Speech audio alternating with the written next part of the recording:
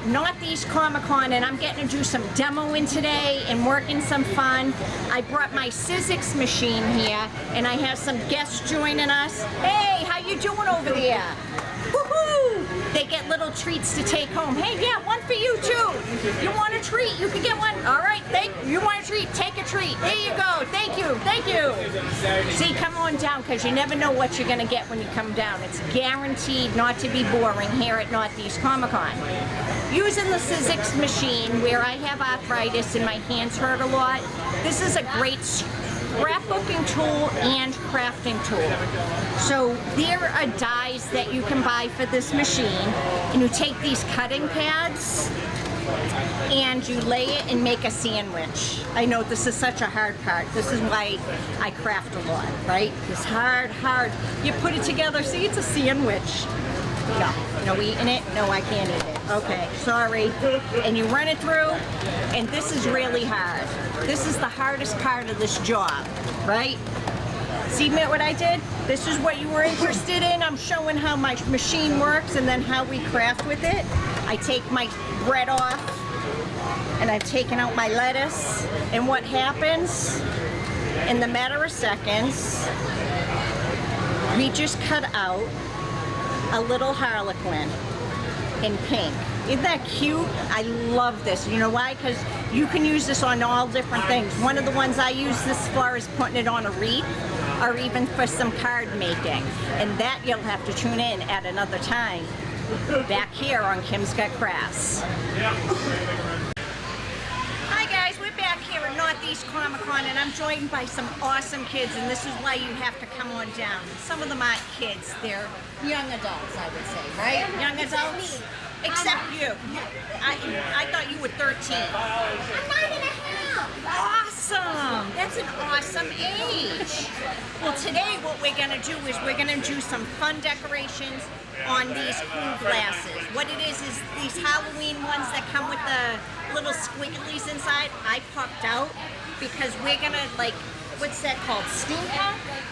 Steampunk. Where you take little designs like this, and like this, and you can paint them in different colors, and you get to make them and put them on. Now, everybody has some. Here's some different stuff you can stick on them. You can even put on some lightning bolts. Let me get some colored ones for you. I like the colored ones. What's your name again? Aiden. You like the colored flashes? All right. And what you do is these are quick little sponge glues that I had taken a sponge, put it inside the little container, poured the glue over, and then you'd get to press it in and get it all nice and sticky. Right? See, it's sticky. Sticky. And then I just stick it on. You guys can start. You guys have some too, right? Did you just want to watch? Undecided. Guess what? You can come down here, be undecided, try it if you want. Don't if you don't want to. I'm losing my stuff here. How we doing? Stick it. We're sticking it. See how sticky we can get. Then, let's try them on. Is it sticking? How do I look? Good, but they're not sticking. It's not sticking. Ah, you mean my glue sponge didn't work, huh? Nope. Man, that was a Pinterest fail. We tried this from Pinterest where they gave us this tip and it's not working. So guess what? Come by Northeast Comic Con to see what we're doing next to glue. Oh, it worked for you. Yeah, probably because that one's Snazzy. working. Probably because that one's working. That one's not. No, probably because that one's working with it. Awesome. Push it in.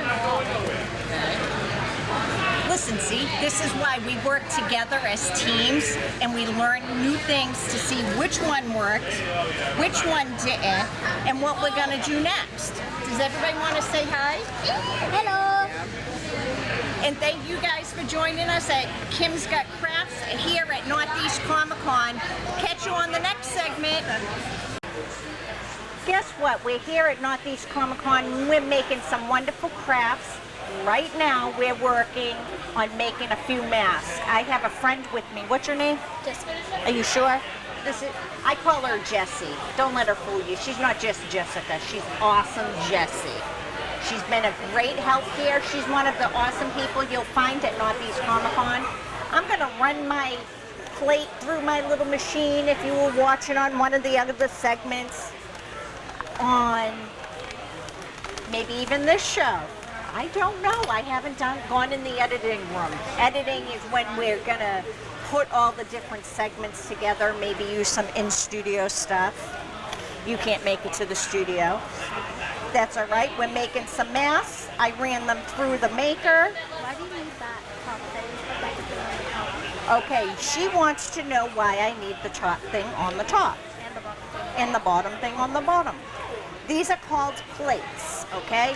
And the plates actually are little plastic pieces, and it's almost like a cutting board, but using the plastic cutting boards, and what it gives it the right height and depth and pressure when you run it through the machine to be able to cut almost any material that you have. And when you do that, like this was cut out of foam, and it made a perfect little bat. This was cut out of paper on the same path, and we made the mask. And this way you can have your own little bat mask.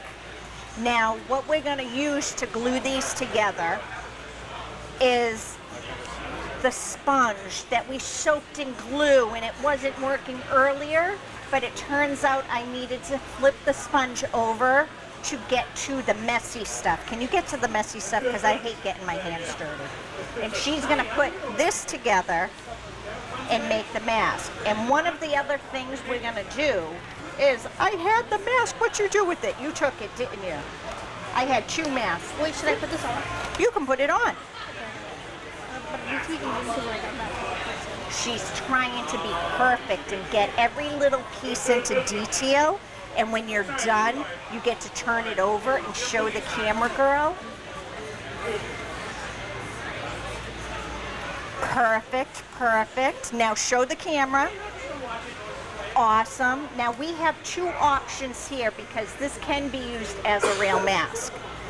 One option, you can put 2 holes on either side.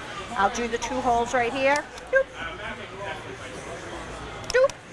And then you take a chenille stem, pipe cleaner, whatever you want to call it. Like having it on the Here. Well, sometimes, you know, that might be a little easier. Since it's going to be uncomfortable, you're going to take this pencil and roll the top in that messy, sticky, gluey stuff. Right? Well, you're going to do the side. Because it's going to be... Oh, God.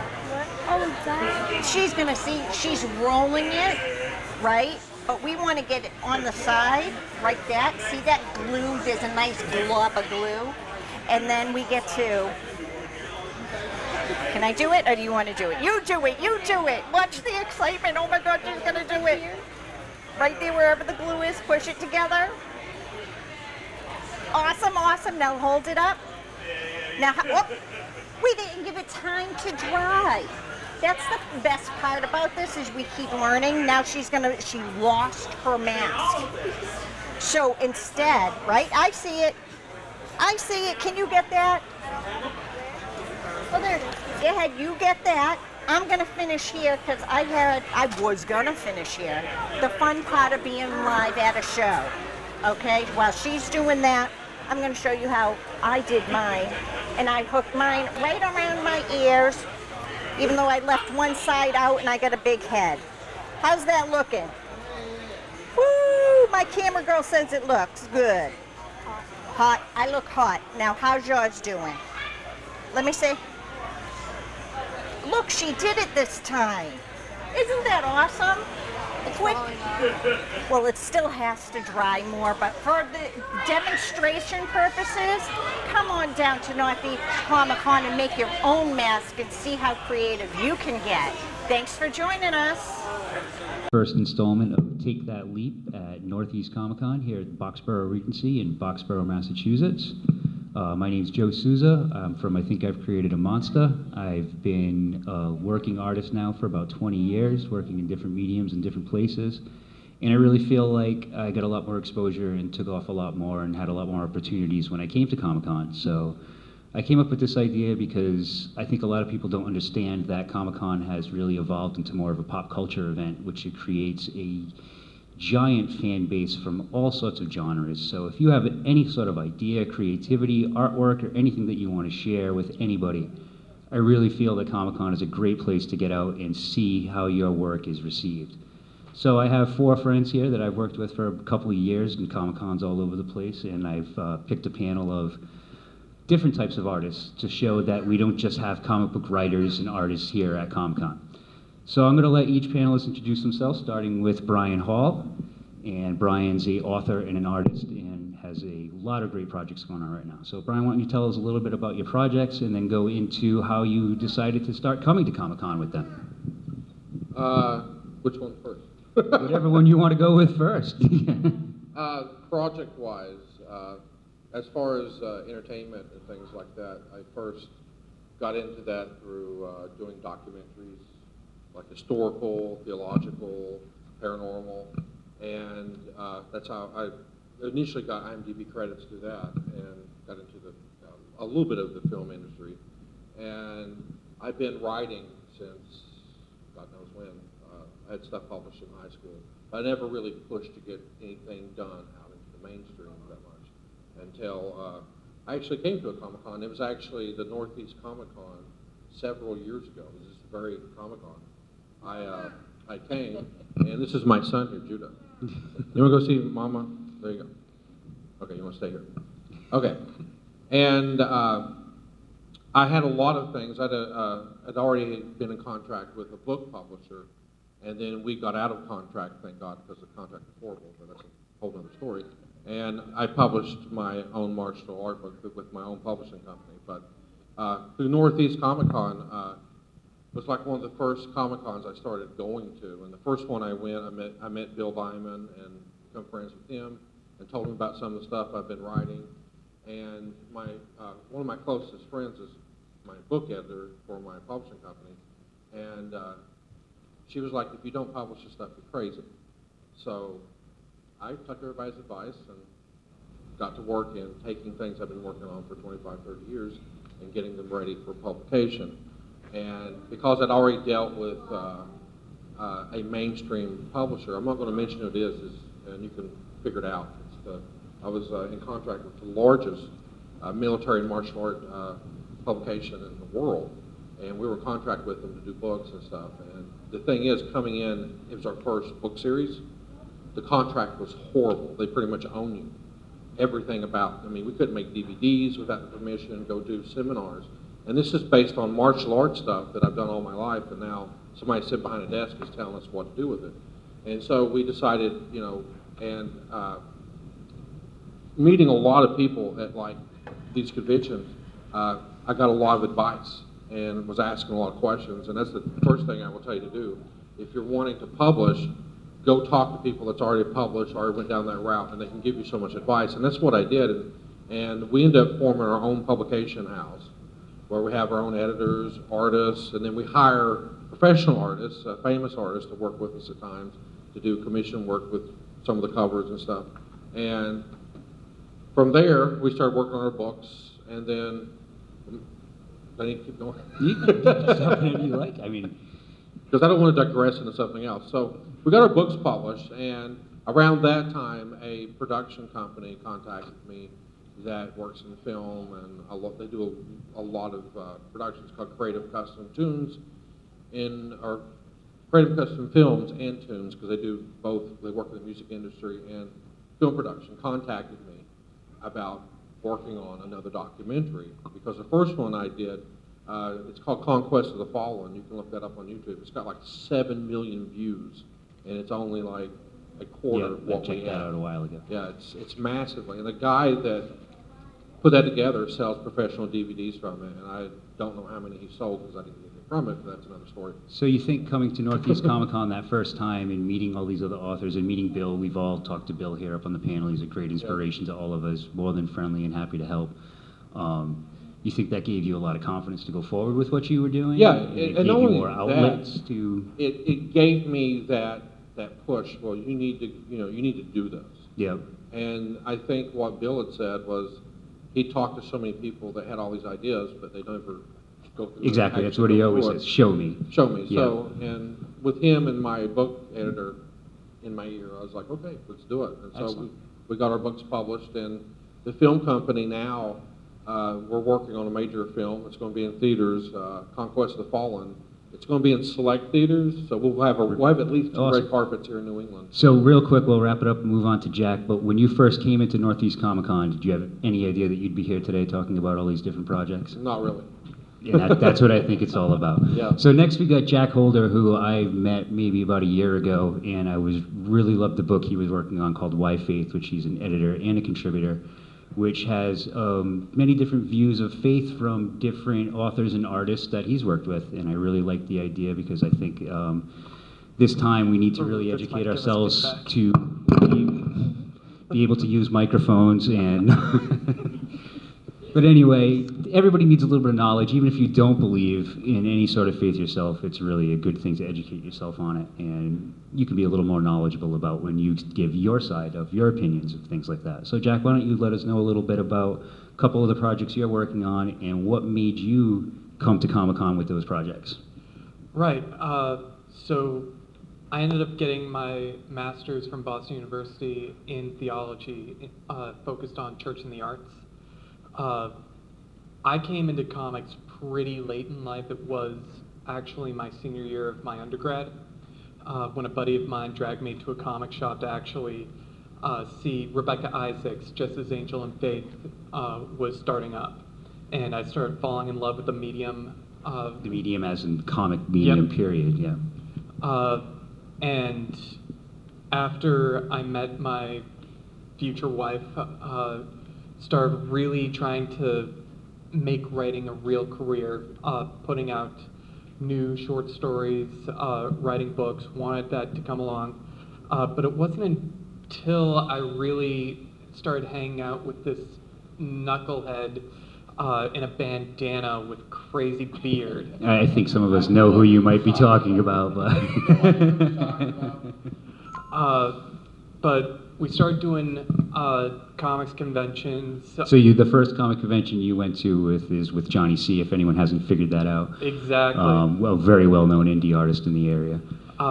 He invited me with him over to Great Philadelphia Comic-Con to booth together.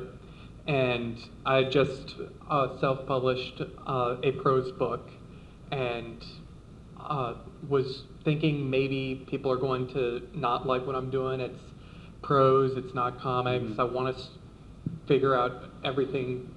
And going to Comic-Con for the first time on that side of the table, it really, comics conventions as a creator, really everyone can change your entire professional career at every level.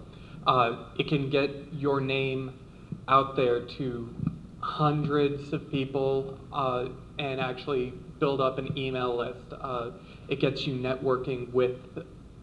I think networking is one of the biggest things that I can take from these conventions is meeting people like yourself and being able to do projects with them and just taking from their experiences.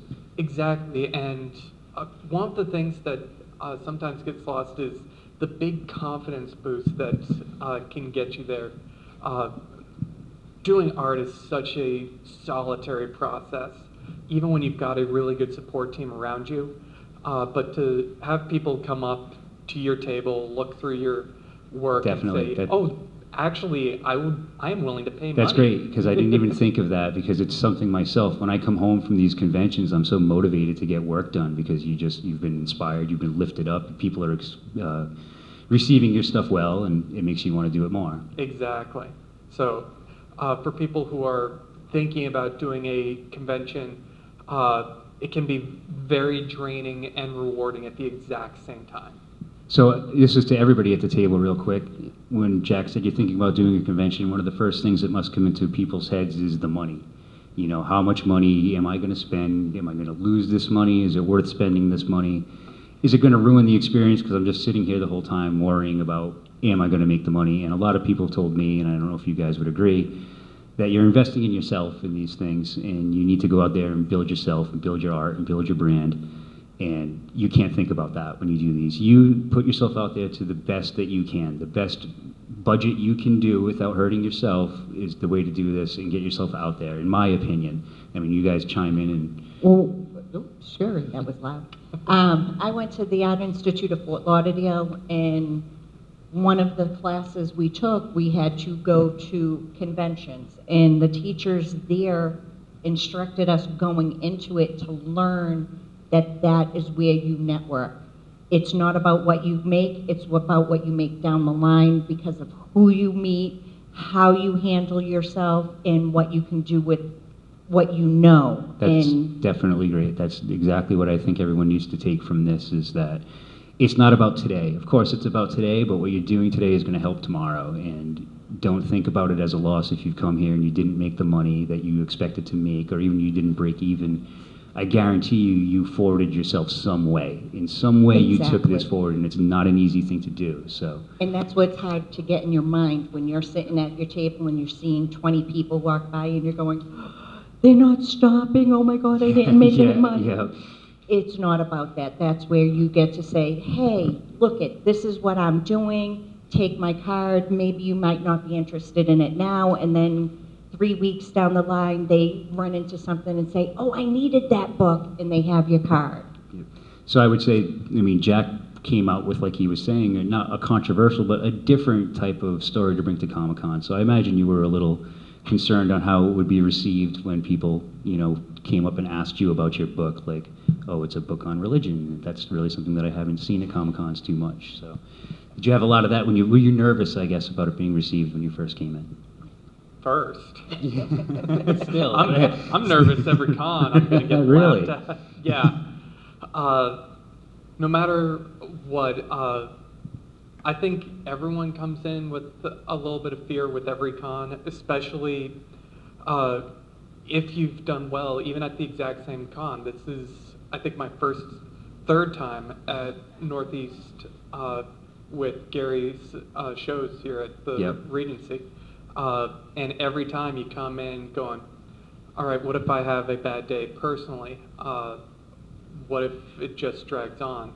And then you throw in controversy, and sometimes it's a selling point, and sometimes it makes people want to run for the hills. Yeah, yeah. It's one of those things where you just have to find out for yourself, why are you doing this in this manner? Are you making these books as pure entertainment? Are you making it as a message sounding board? Are you doing it to help out kids? Yep. Why are you doing it in this manner, and what can you do to promote yourself and that way? Great. So one last question, and we'll move on to Kim. Did you try any other outlets to get your book out there before you came to Comic-Con? Oh, you try every outlet. But did you personally try any other outlets? I tried, I've got my own website with Arcane Industries, so I was doing twice a week online posting with my short stories. We've got stuff up on Amazon. You try doing Facebook ads and marketing. Comics conventions have the most built-in audience that Definitely. you'll see until you get your chops online. So do you think that you definitely felt a uptake in hits on your website and things like that after you started doing conventions? Yeah. Awesome. Well, we're going to move on to Kim Luizo, who's from Kim's Gut Crafts, and I'm going to let her introduce herself and tell a little bit about what she does at the conventions. Well, I'm more of the kids kind of crafting fun, because when it comes time to do everything, you have specialties. Now, Eric here is a specialty in certain mask making, and if I make masks, I don't want to compete. Now, Joe is wonderful with his creative outlet in making things also, which is so much fun because he does some real creative stuff. And if I wanted to make that, I'd be intimidated going, oh, I'm going up against Joe, or the masks, I'm going up against Eric. and I know how to do all this stuff, and then all of a sudden I go, you know what? Why not teach it all? And have the kids come in and learn and do what they know how to do. I've had some special guests like that are even in the audience today that came here, and they're having fun, and they stop by my table, and Mom loves to do scenery artwork, and I think that is wonderful, but yet her daughter is into comic books, and that's where I get to say, hey, guess what? You can do it all here at a con. It's not just cover art. It's not just